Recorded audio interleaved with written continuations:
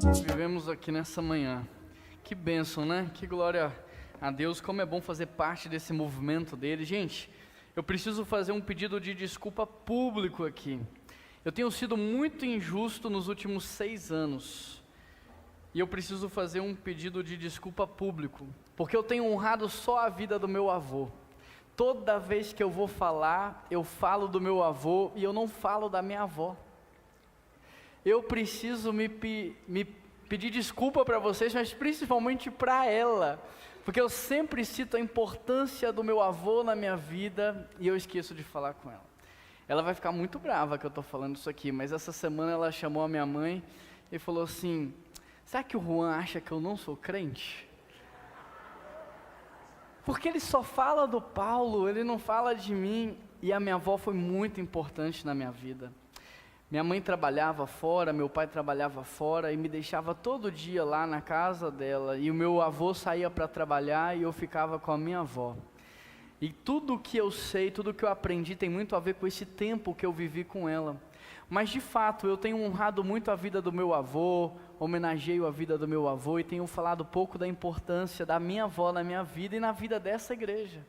Ela serviu por anos no ministério infantil, na costura, ela lavava os banheiros dessa igreja, uma mulher também sensacional. Nunca vi a minha avó falando mal de ninguém, nunca vi.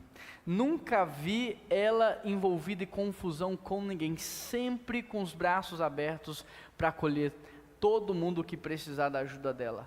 É a Maria Helena, quietinha, toda tímida, mas muito usada por Deus. Quantos aqui conhecem a minha avó? Muitas pessoas aqui conhecem ela, uma bênção de Deus. E olha, se depois vocês perceberem que eu estou honrando sempre uma pessoa e estou esquecendo de alguém, me lembra, eu quero honrar todo mundo.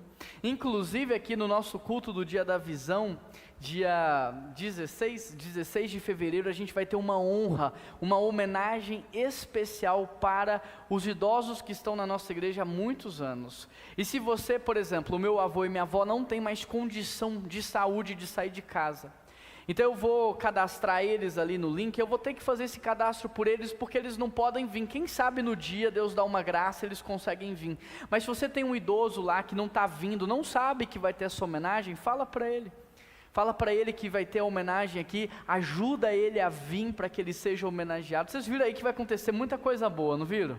Não fica de fora não, gente, não tem vida melhor do que essa. Ser crente é a melhor coisa desse mundo. Ser crente, fazer parte de uma igreja é algo maravilhoso, sim ou não? Então abra sua Bíblia comigo em Efésios 4, versículo 1.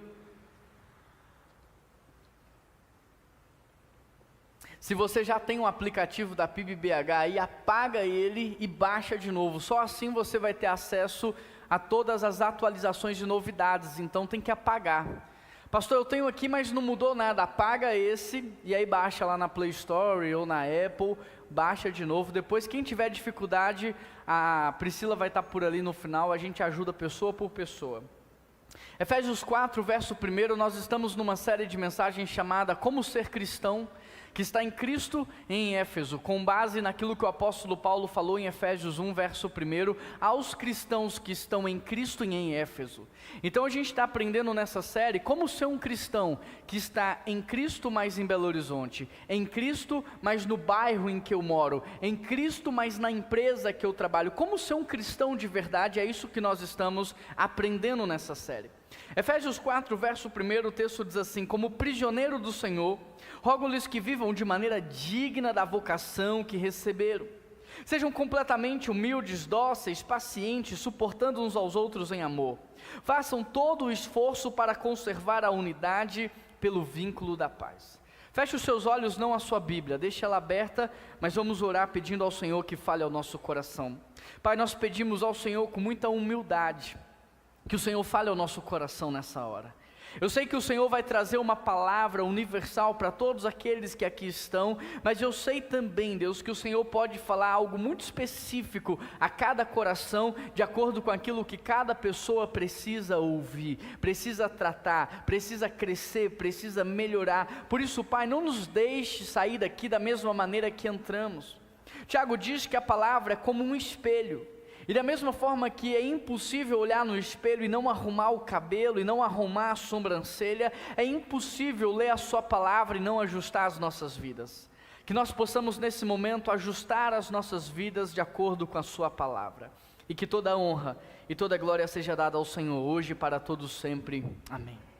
Queridos, Efésios capítulo 4 é um texto muito importante, principalmente dentro de Efésios, talvez é o capítulo ali muito importante, porque ele vai fazer a transição entre toda a teologia paulina para uma vida prática. A partir do capítulo 4, ele vai pegar tudo aquilo que é denso, teórico, toda a teoria que ele expôs de maneira brilhante nos primeiros capítulos, ele vai começar a aplicar na sua vida a partir de agora. Então, se você perdeu uma das exposições de Efésios, volta no YouTube, assiste, para que você não entre agora no capítulo 4 sem entender o contexto do que está acontecendo aqui. No capítulo 4, Paulo vai trazer um tema muito relevante para a igreja, que é a unidade cristã. E a unidade ela é muito importante porque a unidade ela é poderosa. Talvez você despreze esse assunto porque você não entenda a importância que a unidade tem na sua vida.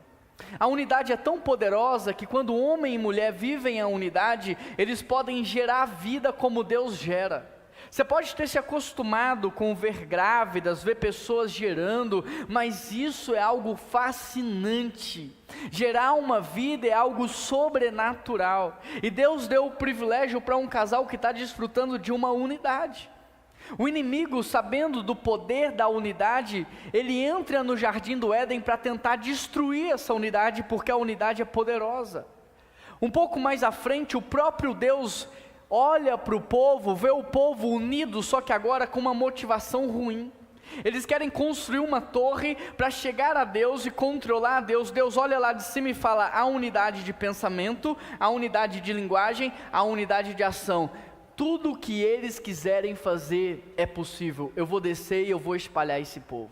Olha o poder que a unidade tem. É por isso que o apóstolo Paulo ele vai investir um capítulo inteiro, mais de 30 versículos falando sobre a unidade.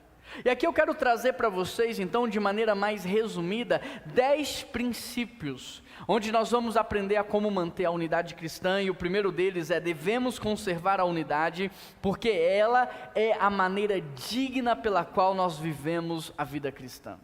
Não tem como viver de maneira digna sem conservar a unidade. Olha o que o texto diz no verso 1: rogo-lhes que vivam de maneira digna da vocação que vocês receberam.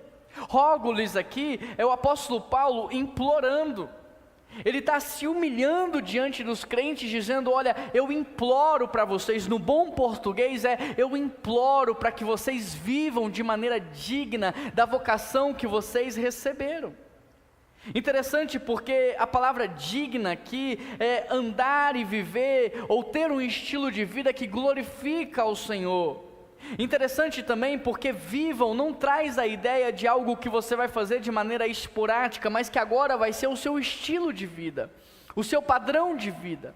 Então tem crente que em certos momentos da vida, ele conserva a unidade. Ele chega para alguém e fala assim: não fala mal do seu irmão não, você não sabe o que ele está passando. Olha, cuidado quando você vai falar dessa situação, porque você não estava no lugar dele. Cuidado quando você for emitir esse julgamento, porque você não ouviu todas as conversas, você não viu tudo o que aconteceu. Mas em determinados momentos ele já é aquele que fala mal. Em outros momentos da vida, essa mesma pessoa que lutou para conservar a unidade cristã, agora é aquela que está julgando, que está criticando, que está falando mal. Então o apóstolo Paulo, ele está trazendo algo que é digno de nota. Viver de maneira digna do Evangelho não pode ser algo que eu faço de vez em quando, mas tem que ser algo constante, o meu padrão, o meu estilo de vida. Agora, a palavra aqui, vocação, vivam de maneira digna da vocação que vocês receberam. Essa vocação aqui não está falando de missionário não, gente. Não está falando de pastor não. Viver de maneira digna da vocação é viver de maneira digna da minha conversão, da minha salvação. Porque pensa só, Jesus Cristo, Ele foi lá no império das trevas, Ele tirou você do lamaçal do pecado, e Ele te colocou no reino de luz. Só que aí agora no reino de luz, você está vivendo como se você estivesse nas trevas. No reino de luz, você está agindo como se você ainda fosse o velho homem. Então o que o apóstolo Paulo está falando é: vocês não estão mais naquele lugar. Vocês têm que andar na luz, vocês têm que ser exemplo. É o que o apóstolo Paulo fala para Timóteo: ser exemplo na palavra, no proceder, ser exemplo na sua vida cotidiana, tem que ser o nosso padrão de vida. A segunda coisa que eu aprendo aqui é que nós devemos conservar a unidade mesmo diante das circunstâncias adversas. O texto continua dizendo: como prisioneiros no Senhor. Esse é o ponto 2, devemos conservar a nossa unidade, mesmo diante das circunstâncias adversas. Como prisioneiro no Senhor. Olha a situação adversa. Paulo não está no sofá da sua casa, assistindo um programa de televisão, tomando uma Coca-Cola gelada. Paulo é prisioneiro, ele está preso, ele escreve a carta aos Efésios da prisão. Mas interessante, porque o apóstolo Paulo, ele diz: eu sou prisioneiro no Senhor. Ele não está dizendo que ele é prisioneiro de Nero, ele não está dizendo que ele é prisioneiro do Império Romano, mas ele está dizendo: eu sou prisioneiro no Senhor, porque se o Senhor quisesse, eu estaria livre. Então no fundo, eu não sou prisioneiro de Nero. Nero não tem poder de me manter aqui se Deus não quisesse que eu estivesse aqui. A última instância, a última palavra é do meu Deus. Interessante, porque mesmo num contexto de crise e adversidade, o apóstolo Paulo continua vivendo de maneira digna da vocação que ele recebeu. Não é da boca para fora. Ele não está na prisão reclamando que Jesus não foi visitá-lo. Ele não está na prisão reclamando porque Jesus não apareceu lá para fazer alguma coisa. Ele está fazendo o quê? Ele está vivendo de modo digno, escrevendo as cartas para abençoar as igrejas, compêndios teológicos, as mais belas explicações, cartas que nos abençoam até hoje, foram escritas no contexto de crise e adversidade. O que você está passando não é justificativa para você reclamar. O que você está passando não é justificativa para você não viver a vontade de Deus. O que você está passando não é justificativa para você tratar mal as pessoas. A sua dor não é justificativa para você ferir. A sua ferida não é justificativa para você apunhalar. A sua traição não é justificativa para você trair. O lugar que você está é para Deus transformar a sua dor. É para Deus transformar o que você está passando em ministério. A azeitona, ela precisa ser espremida para virar azeite. A uva precisa ser pisoteada para extrair dela o seu suco.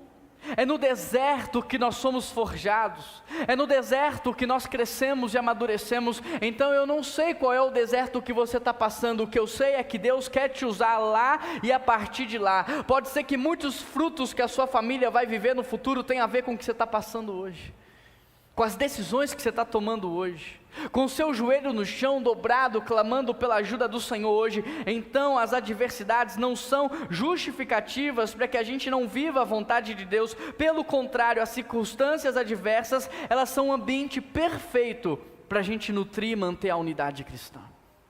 Não tem ambiente melhor para você tentar propagar a paz do que um ambiente de briga. Não tem um ambiente melhor para você tentar trazer reconciliação num ambiente de confusão.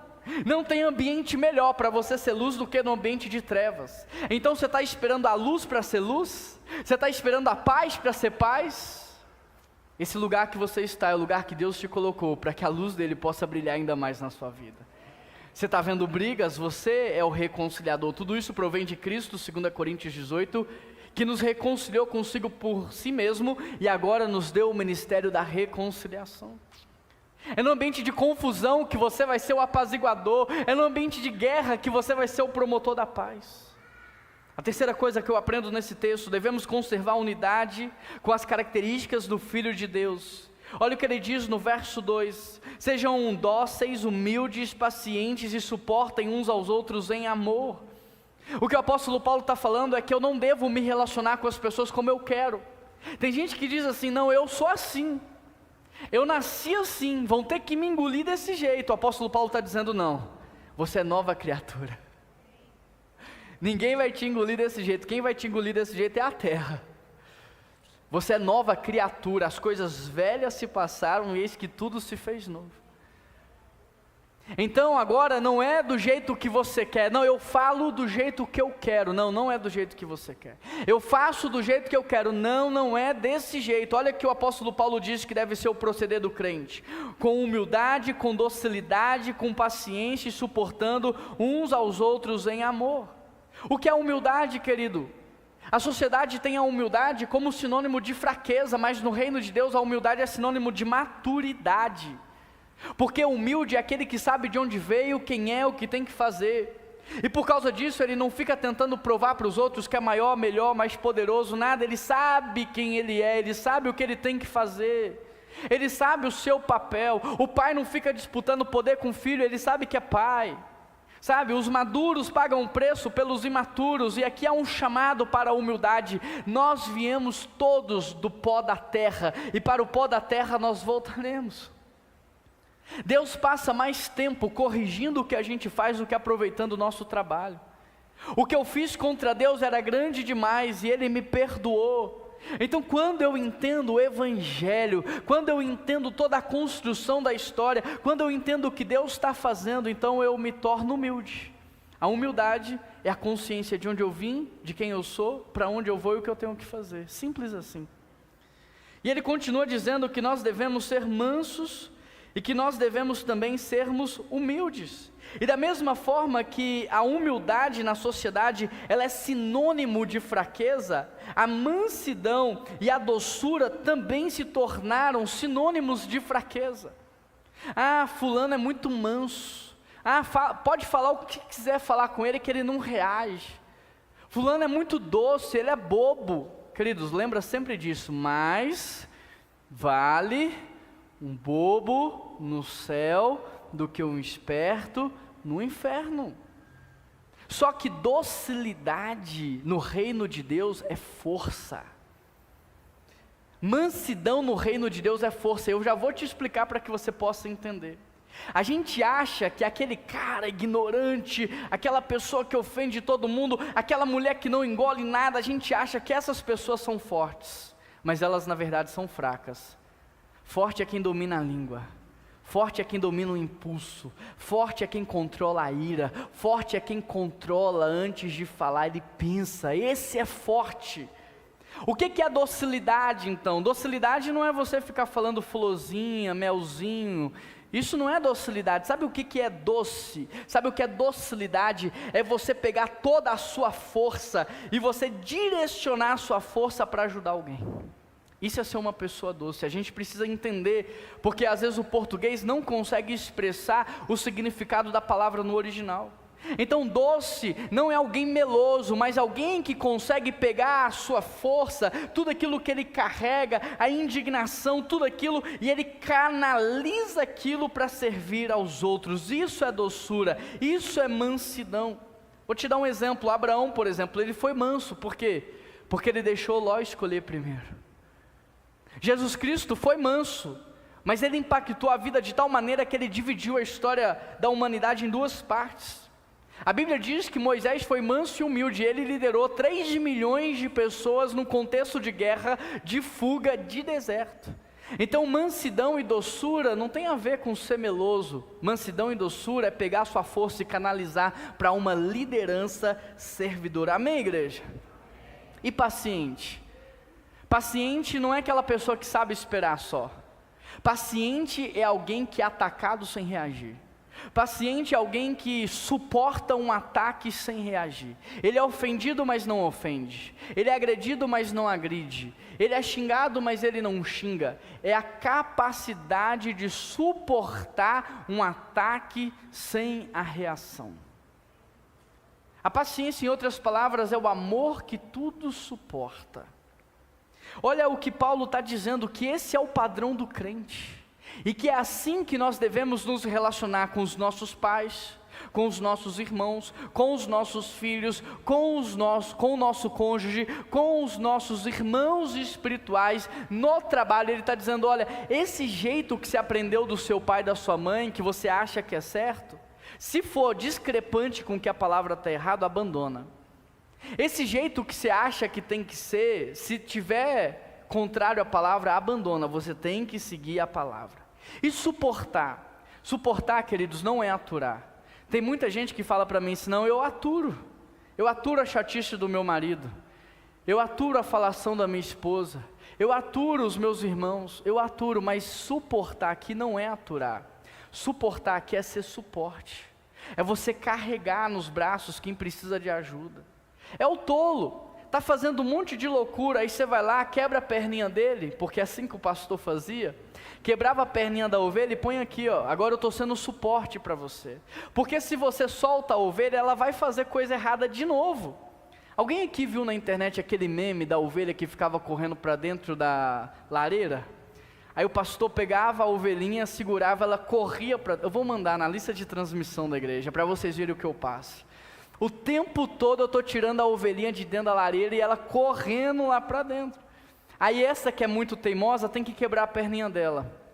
E aí tem que colocar ela aqui um tempo até que ela aprenda. Isso é ser suporte. É pegar o seu filho ou a sua filha que insiste no erro e carregar no braço. É pegar um irmãozinho da igreja que é tolo, só toma decisão errada, está todo frustrado na vida, está colhendo um monte e carregar no braço. Isso é ser suporte em amor, é assim que o apóstolo Paulo diz que a gente deve fazer. A quarta coisa que eu aprendo nesse texto é que nós devemos conservar a unidade com o que, igreja? Com esforço. A unidade é presente de Deus, mas conservar ela exige esforço.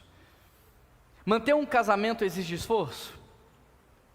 Manter uma amizade exige esforço? Para você ir bem no trabalho exige esforço? Para você crescer academicamente exige esforço? Tudo que é bom na vida exige esforço. Para ficar saudável exige esforço? Tudo na vida exige esforço. Mas sabe o que está acontecendo com a nossa geração? Ela está aprendendo a se anestesiar. E a gente está vivendo anestesiado. Sabe o que a televisão faz? Ela anestesia você antes de você dormir. Ela te faz parar de pensar.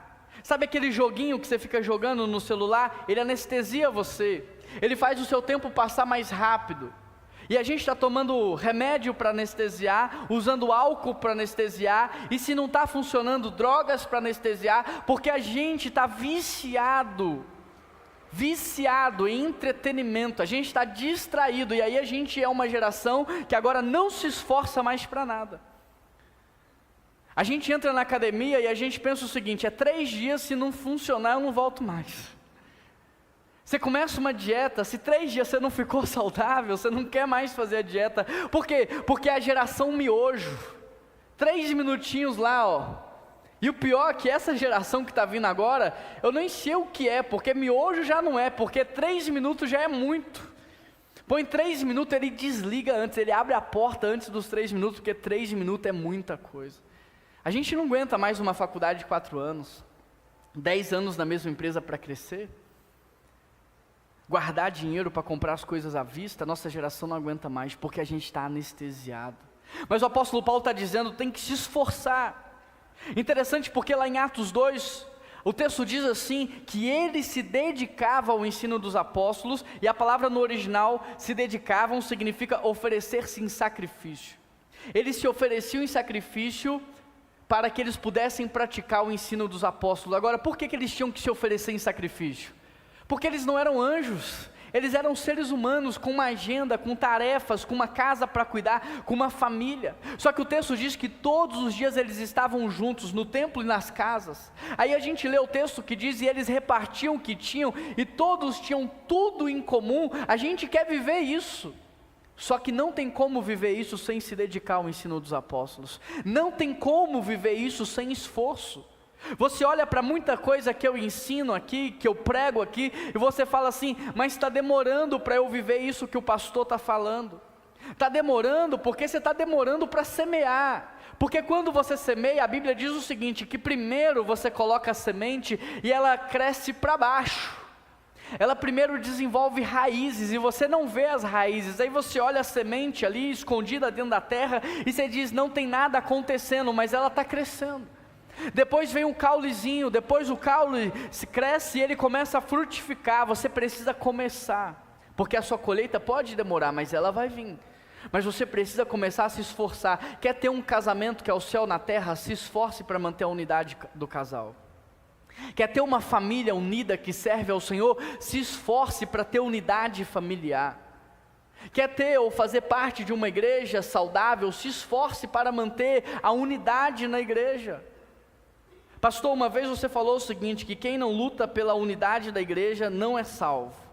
Que quem não luta pela unidade da igreja não tem o Espírito Santo dentro de si. Pastor, você não pode falar isso, porque eu, por exemplo, não tenho feito nada, mas eu sou salvo.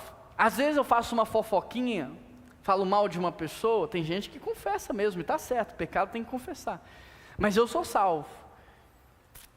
Você não pode falar que eu não sou. Bom, a Bíblia diz que pelos frutos conhecereis a árvore. Eu estou vendo os frutos, eu não estou vendo fruto de arrependimento. Eu não estou vendo mudança. Eu não estou vendo transformação. Eu não estou vendo a nova criatura. Eu estou vendo o velho homem aqui diante de mim. Uma pessoa que fala sem pensar, que fere todo mundo, que machuca todo mundo. Uma pessoa que é grossa no falar. Uma pessoa egoísta, individualista. Me fala, onde que isso é o reino de Deus? Onde que o Espírito Santo está nisso? Porque o fruto do Espírito não vem em partes. O fruto do Espírito Santo vem completo. Amor, bondade, mansidão, domínio próprio, longanimidade, paz, alegria e esperança. Vem completo. Aonde está o fruto do Espírito Santo na sua vida? Aonde que está essa nova criatura? Porque a Bíblia diz que em Mateus 7, Jesus chegou para um monte de gente que servia, que era líder, e ele falou o quê? Apartai-vos de mim, porque eu não vos conheço. Como não, Jesus? Eu sou um grande líder na igreja, eu sirvo muitas pessoas. Mateus 24, apartai-vos para o fogo eterno preparado para o diabo e os seus anjos, porque eu não vos conheço. Gente que diz que é crente, mas não tem fruto de arrependimento. Gente que se acostumou com a igreja, se adaptou com a liturgia de culto, gosta do ambiente, um ambiente de paz, mas não entregou a vida para Jesus. Como é que você sabe se alguém nasceu de novo ou não? Pelo testemunho, pelos frutos, pela vida, pelos relacionamentos. A quinta coisa que eu aprendo: devemos conservar a unidade, pois somos um corpo.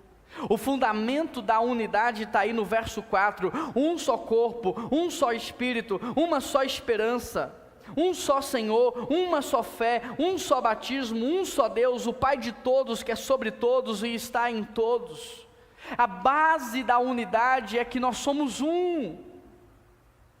O apóstolo Paulo vai dizer que a base da unidade é porque nós temos o mesmo Espírito em nós, nós servimos ao mesmo Senhor, nós temos o mesmo Deus. Essa é a base da nossa unidade. Não tem como você estar no corpo e lutar contra o próprio corpo, é anticristão.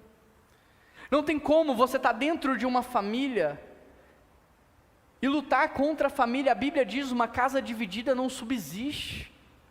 Talvez a sua casa não esteja subsistindo, não esteja florescendo, não esteja avançando, porque ela está dividida. O marido está indo para uma direção, a esposa para outra direção, eles pensam de maneira oposta. Uma casa dividida não subsiste. Um casamento dividido não subsiste. Uma igreja dividida não subsiste. Então Paulo está nos lembrando de que nós somos um corpo, que nós temos um Senhor, que nós fazemos parte da mesma família. E ele vai avançar na construção da sua lógica, e ele vai nos ensinar, e essa é a sexta coisa: devemos conservar a unidade, porque todos nós temos o mesmo objetivo. Se nós temos o mesmo Deus, o mesmo Pai, o mesmo Senhor, o mesmo Espírito em nós, então nós também, o apóstolo Paulo vai falar, temos o mesmo objetivo. Olha o que ele diz: ele designou alguns para apóstolos, outros para profetas, outros para evangelistas, pastores e mestres. Olha o objetivo aqui: com o fim de preparar os santos para a obra do ministério, para que o corpo de Cristo seja edificado, até que todos alcancemos a unidade da fé e do conhecimento do Filho de Deus e cheguemos à maturidade. O que o apóstolo Paulo está dizendo é que a única coisa que pode divergir entre nós são os dons. A única coisa que a gente pode discordar, ou não é discordar, talvez exercer de maneira diferente uns dos outros, são os dons.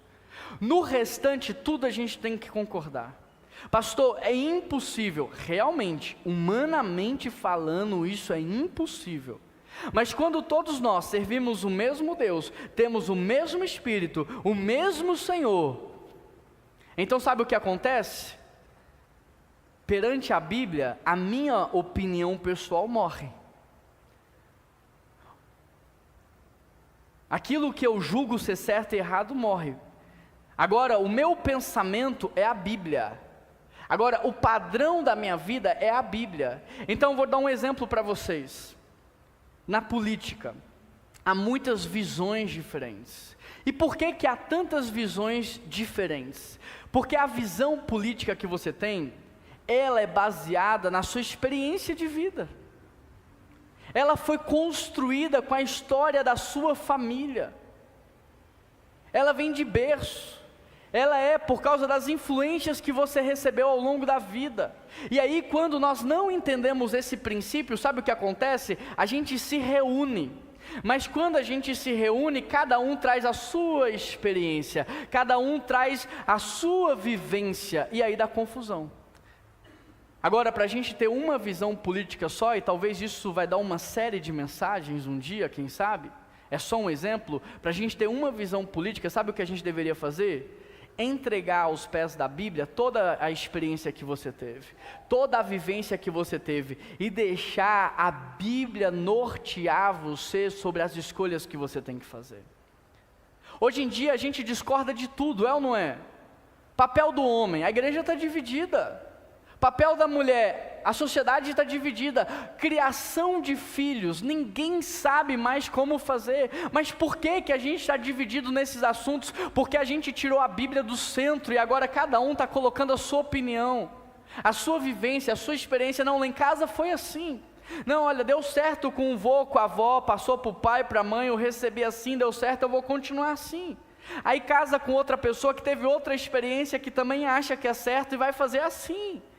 Dá tudo errado. Então, diante da Bíblia, eu deveria sacrificar a minha experiência, sacrificar a minha vivência, sacrificar o que eu recebi e falar assim: se eu sou nova criatura, a nova criatura é como um bebezinho, nasceu de novo.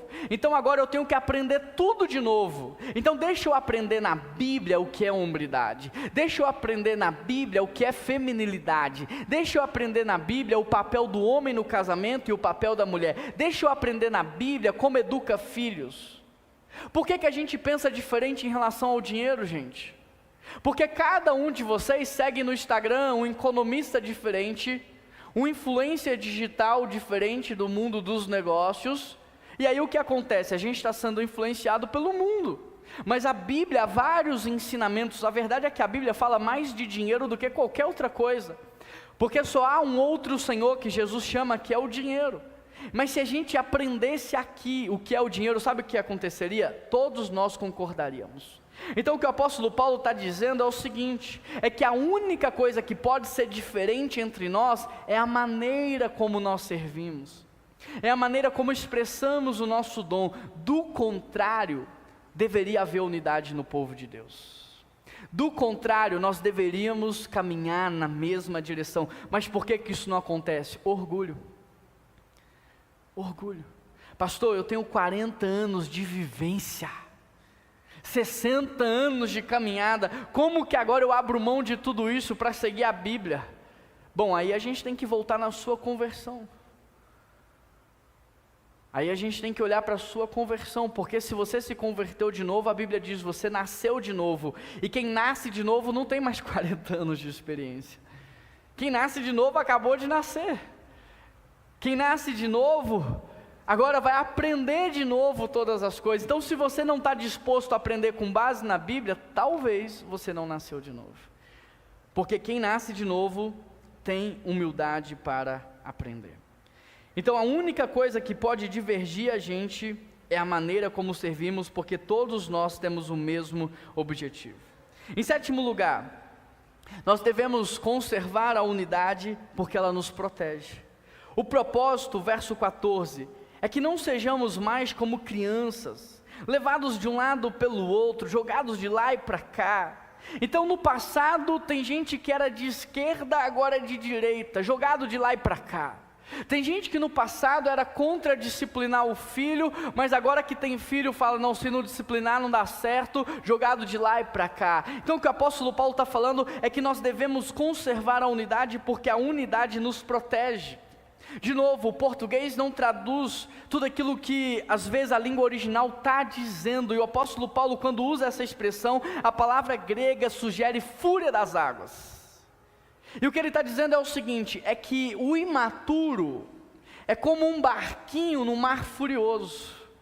Já viu um barquinho no mar furioso? Ele está indo aqui nessa direção, vem uma onda, leva ele para cá. Vem uma onda, joga ele para cá. E ele fica 30 horas tentando chegar num lugar e ele às vezes até recua. Agora, o que o apóstolo Paulo está dizendo é que o maduro, ele é como uma grande embarcação num mar furioso. Já viu um navio transatlântico indo daqui para a Europa? Pode vir a tempestade que for, ele vai chegar lá. Pode vir a tempestade que for, ele continua perseverante, de maneira constante, e ele vai chegar lá. E o apóstolo Paulo está dizendo é que no nosso meio há pessoas astutas, pessoas espertas. Lembra da primeira referência de esperteza na Bíblia? A serpente.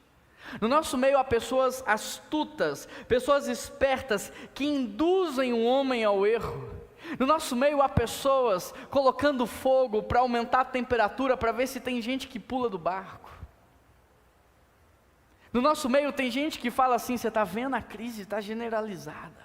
Você está vendo a confusão, está pula do barco. Querido, parece loucura, mas tem gente que está no barco, surge uma tempestade, ele pula do barco. Como se ele pudesse se salvar. Se tem um lugar que é seguro para se passar uma tempestade, é dentro do barco, não a deriva no mar. Mas tem gente pulando do barco. Tem gente que enfrenta uma crise no casamento, a primeira iniciativa é pular do barco.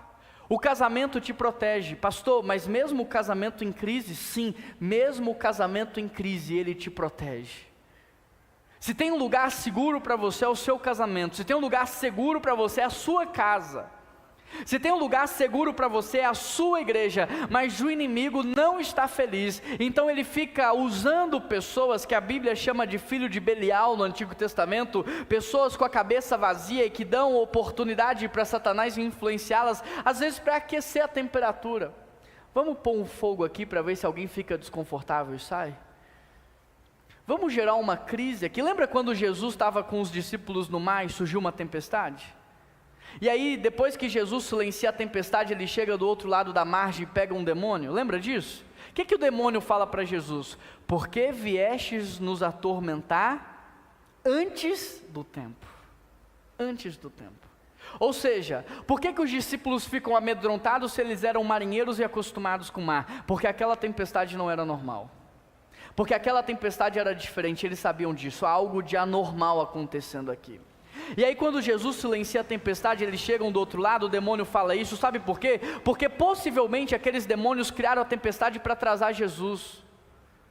Tem demônio criando tempestade para atrasar você, só que o nosso Deus é aquele que cala a tempestade, silencia o mar e frustra os planos do inimigo. Então se tem alguém soprando na sua mente, lançando setas contra você, para que você abandone o seu marido, abandone a sua mulher, para que você saia de casa, para que você saia do emprego, para que você saia da igreja, entenda isso, o imaturo é o barquinho pequeno, ele muda de opinião toda hora, ele não sabe o que ele quer da vida, ele não permanece, ele não tem constância. O maduro você sabe pela constância e pela permanência. Por que eu sou apaixonado com os idosos da nossa igreja? Apaixonado com eles. Por quê? Porque são maduros na fé, eles me constrangem, eles me inspiram. Nós tínhamos pessoas aqui com 70 anos de membresia, no mesmo lugar. A igreja PIB-BH sempre foi maravilhosa? Não, passou por muitas lutas. Alguém está aqui mais de 30, 40 anos? Levanta a mão bem alta aí. Algumas pessoas estão aqui há mais de 30, 40 anos. Passamos por lutas nesse lugar, passamos por muitas dificuldades, muitas pessoas pularam do barco, mas se nós estamos aqui hoje é porque um grupinho permaneceu, é porque um grupinho falou, não, nós vamos ficar aqui, a tempestade vai passar, a crise vai passar, e nós vamos permanecer. Então você percebe uma pessoa madura pela constância dela no casamento, você percebe uma pessoa madura pela constância dela nas amizades, pela constância dela numa igreja. Então você troca de uma igreja quando há desvio doutrinário, queda moral, ou você mudou a trabalho. Fora disso, querido, onde Deus te plantou. Porque dificuldade com o irmão você vai ter aqui em qualquer lugar. Dificuldade com a igreja, você vai ter aqui em qualquer outra que você tiver. Aonde tiver ser humano vai ter crise. Então ou você aprende a lidar com as crises, ou você vai viver pulando de barco em barco. A unidade te protege. Não tem lugar melhor para você estar do que no meio do povo de Deus. Em 8º lugar, devemos conservar a unidade porque ela nos faz crescer. Antes, seguindo a verdade em amor, cresçamos em tudo naquele que é o cabeça, Cristo. Grava isso aqui no seu coração. A verdade sem amor é um ato de brutalidade. Pastor, eu só falo a verdade. Eu sou sincero. A verdade sem amor é um ato de brutalidade. Mas o amor sem a verdade é hipocrisia, é mentira. Se você ama e não fala a verdade é que você não ama.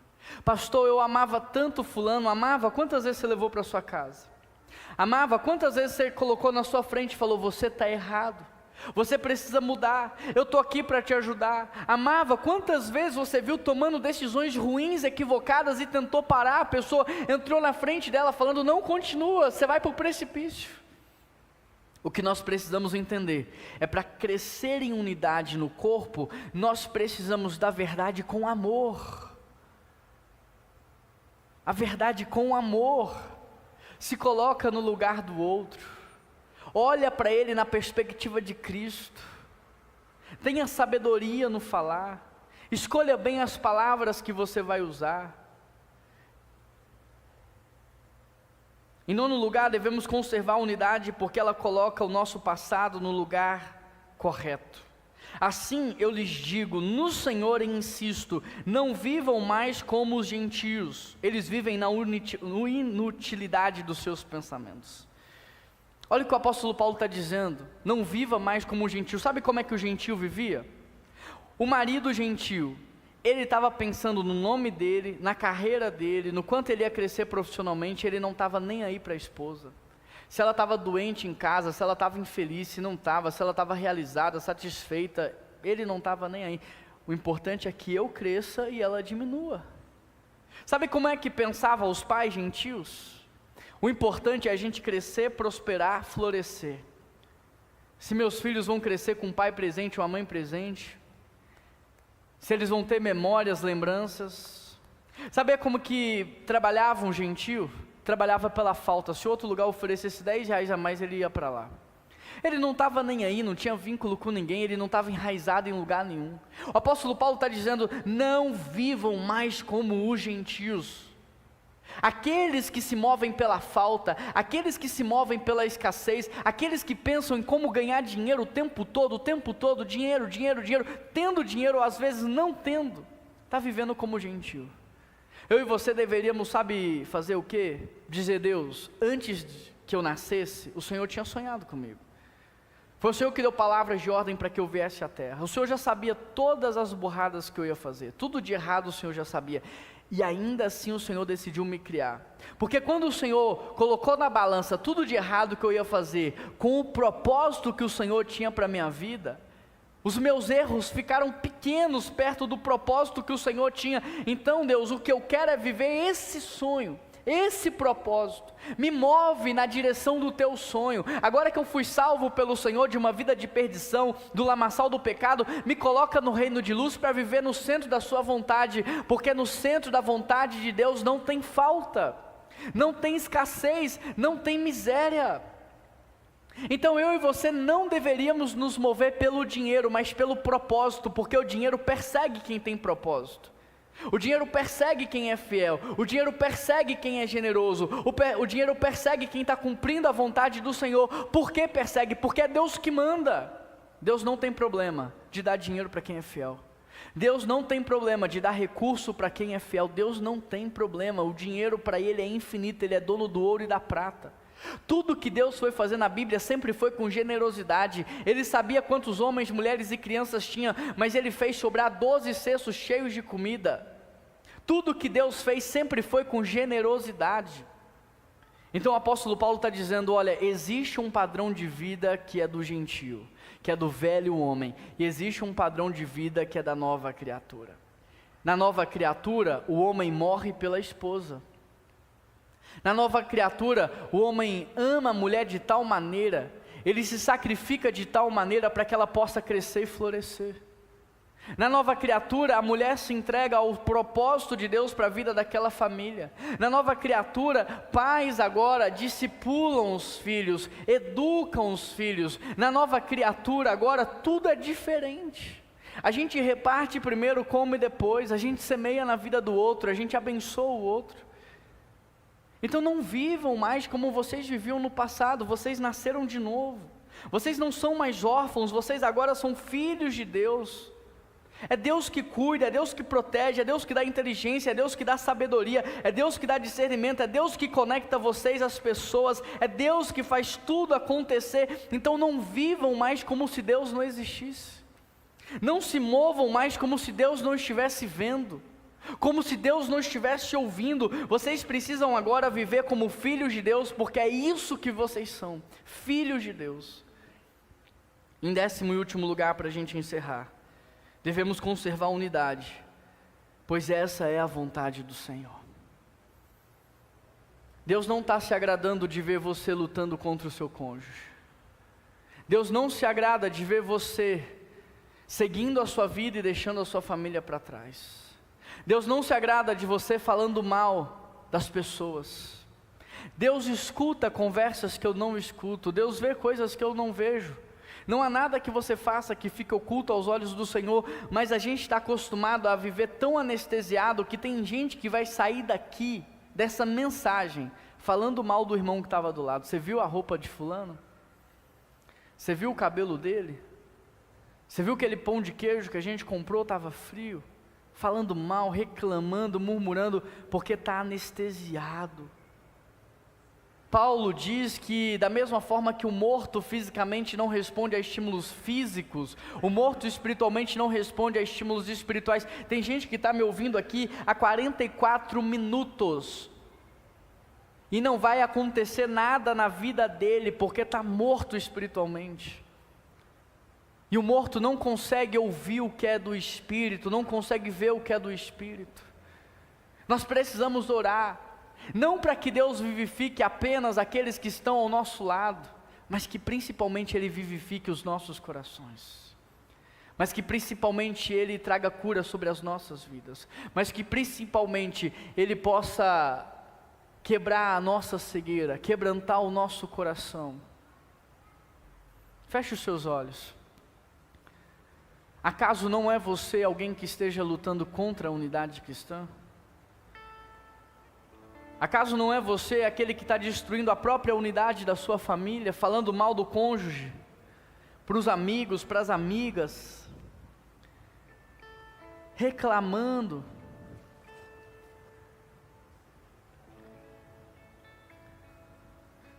Acaso não é você esse destruidor da unidade no meio do corpo de Cristo?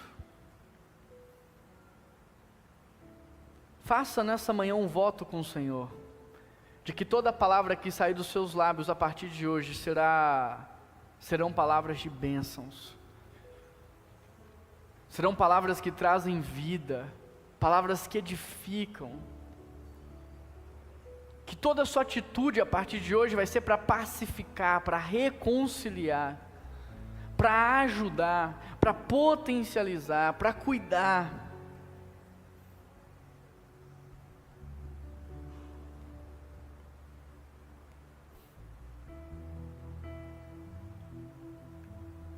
Pai, nos ajuda nessa manhã. Nos ajuda nessa manhã. Nós pedimos ao Senhor socorro, porque o cego espiritual, ele é cego porque a primeira coisa que ele não consegue ver é ele mesmo. E às vezes ele acha que está numa condição e a verdade é que não está. Se tem alguém aqui hoje, Pai, que não é salvo, que não nasceu de novo, que não foi regenerado, que não foi feito nova criatura, Espírito Santo de Deus, atue nesse momento, neste coração, trazendo essa consciência, para que essa pessoa tome a sua decisão nessa hora de convidar o Senhor para entrar no coração dela e fazer morada. Que o Senhor Jesus nos santifique, que o Senhor Jesus lave a nossa mente, o nosso coração, lave os nossos olhos, os nossos ouvidos, o nosso falar. Que o Senhor Jesus nos dê nessa manhã o Espírito Santo como selo da nossa salvação, como garantia da nossa recompensa eterna, do nosso galardão, da coroa que um dia receberemos. Tua palavra diz que o Espírito Santo é essa garantia que nós temos, que Ele venha nos selar nessa manhã, e que Ele venha produzir em nós o fruto do arrependimento, que Ele venha produzir em nós o fruto do Espírito Santo, que a paz, o amor, a mansidão, o domínio próprio, a longanimidade, a esperança, a alegria, tudo isso. E que nós sejamos, ó Deus, os primeiros a lutar pela unidade cristã, a preservar a unidade cristã. Que como consequência da nossa salvação, da nossa inserção no corpo de Cristo, que sejamos os primeiros a lutar pela unidade cristã. Essa oração que nós fazemos, em nome de Jesus que nós oramos, e toda a igreja diz: me dá mais um segundo. Ninguém pode amar mais a sua família do que você. Ninguém pode amar mais o seu cônjuge do que você. Ninguém pode amar mais os seus filhos do que você. Ninguém pode acreditar mais na sua família do que você. Você tem que ser aquele que mais fala bem do seu cônjuge, aquele que mais fala bem da sua família, aquele que mais fala bem dos seus pais. Você tem que ser aquele que ama de verdade. Ninguém, gente, pode amar a PIBBH mais do que vocês. Ninguém pode amar mais esse lugar do que vocês. Nós temos que ser os primeiros a falar bem da nossa igreja, os primeiros a falar bem da nossa célula, os primeiros a acreditar nos projetos que Deus está nos dando. Jesus disse que é assim que o mundo nos conheceria, se nós vivêssemos a unidade em amor. Algumas pessoas me perguntaram: pastor, naquele momento lá eu não entendi se era para entregar o dízimo ou não, então eu não entreguei. Então, se você quiser aproveitar essa canção para entregar o seu dízimo, você que trouxe, pode aproveitar. Mas que nós possamos fazer dessa canção agora uma oração. Amém, igreja? Então vamos ficar de pé e vamos terminar para cima, louvando a Deus. Porque hoje Ele nos deu a oportunidade de viver uma vida de significado e deixar um grande legado.